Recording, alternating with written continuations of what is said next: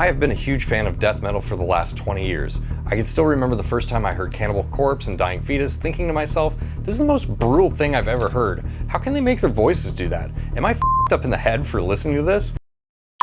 Now there are so many things that we could talk about when it comes to that old school death metal sound, but seeing as how I'm a guitar nerd, the thing that stuck out to me was how cutting and percussive the guitars were. They were so dense with saturation that they almost sounded like another percussion instrument rather than an instrument made for playing notes and chords. And that rabbit hole led to me making a few videos on amplifiers that were more commonly used at that time. Now the Too Long Didn't Read version is, I think the reason these amps were so popular is because they produced a very aggressive sound, sure, but primarily because they could be had on the cheap.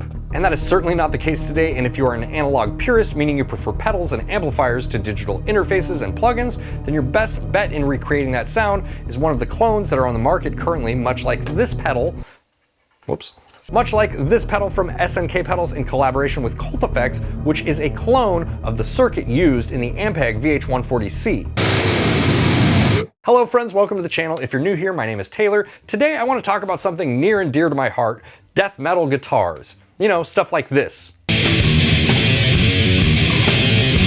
Or like this.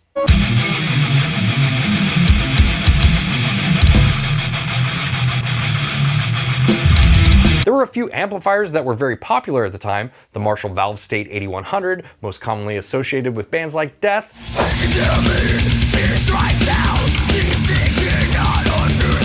The Crate GX130C, most commonly associated with bands like Cannibal Corpse. And then, probably my favorite, the Ampeg VH140c, most commonly associated, in my mind at least, with bands like Dying Fetus.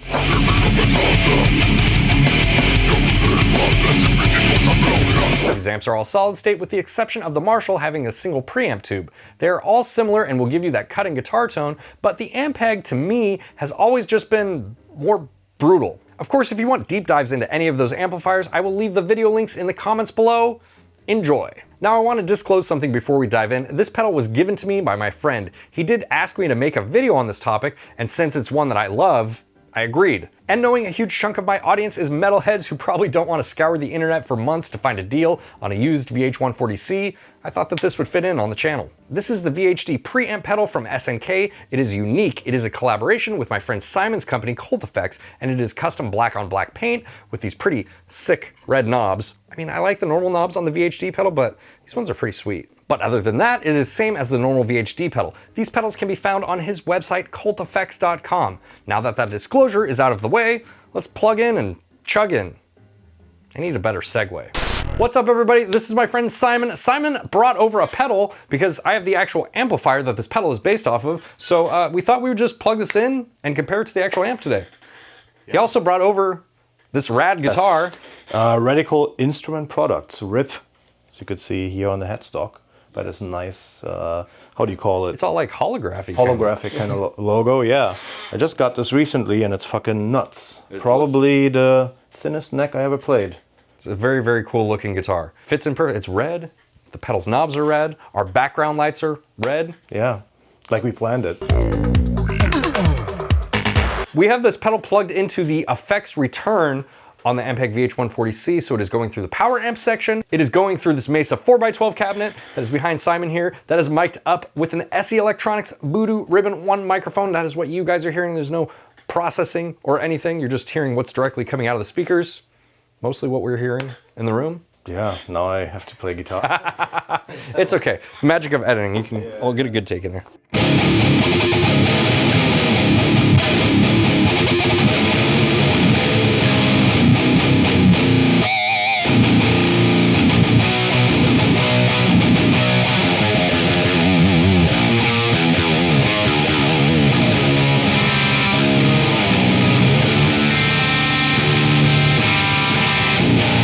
Crisp. Yeah. I like the way it sounds. I think it sounds, I mean, we'll find out here in a second, but it does sound very similar to the Ampeg VH140c for me. For those of you who are unaware, Simon runs a website called CultFX where he teams up with these pedal builders like SNK and offers limited runs of pedal. Why don't you talk about that a little bit? Yeah, exactly. So I reached out to Scott from SNK Pedals. I actually been playing this pedal for 5 or 6 years already. And when I started my shop, I was just like, hey, Scott, I need to do a run of those because I love them. And so we agreed on making 20 of them. I think I have like 3 left or something. How do these vary from the other VHD pedals? So the specs are the same, but it's basically in the exclusive color theme of my shop, which is black, red, and silver. This version of the pedal you can only buy through CultFX, and I brought the guitar to match today. Perfect. If you're interested in these pedals, link down in the description. There you go. I could do another thing of playing real quick, just here, so yeah. Yeah, let's do that. And let me, And then maybe you play the amp and we switch spots or something. I like that. That's a good idea.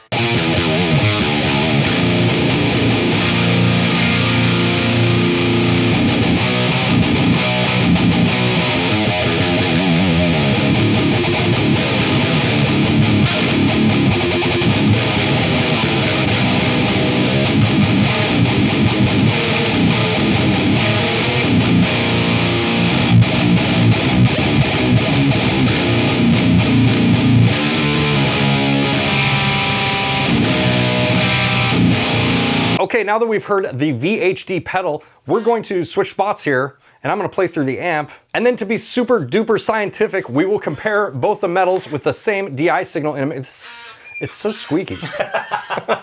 It's like, oh my God.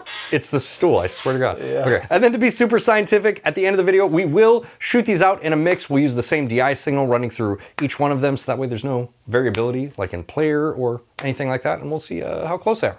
Sounds good. All right, let's do it. Okay, we probably don't need to cut here. It's a fucking chair. Oh, here. Whoa.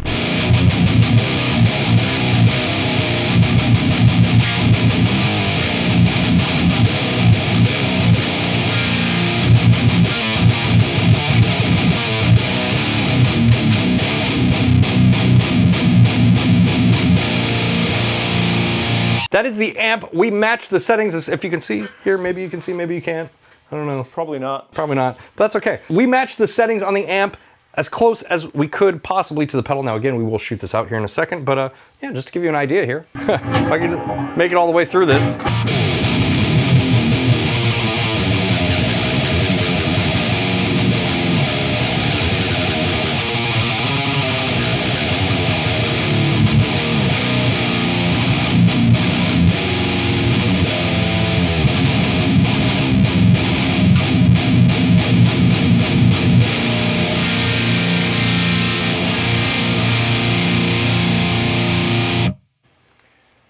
I can't tell the difference.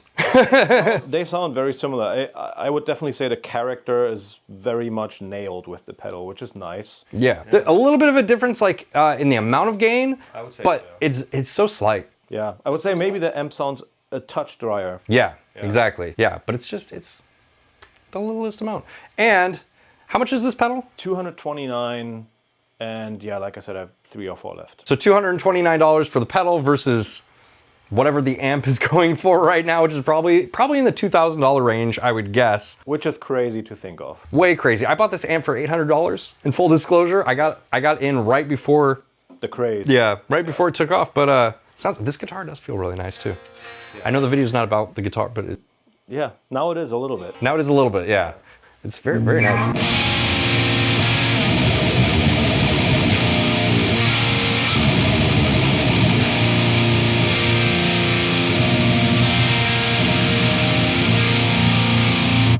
Tune it by ear this morning. Nice. It's very satisfying to play. Yeah, the action is insanely low. It's just, I don't know, and the neck is thin, like I said, it's paper thin, but it holds tuning super well. I'm pretty impressed.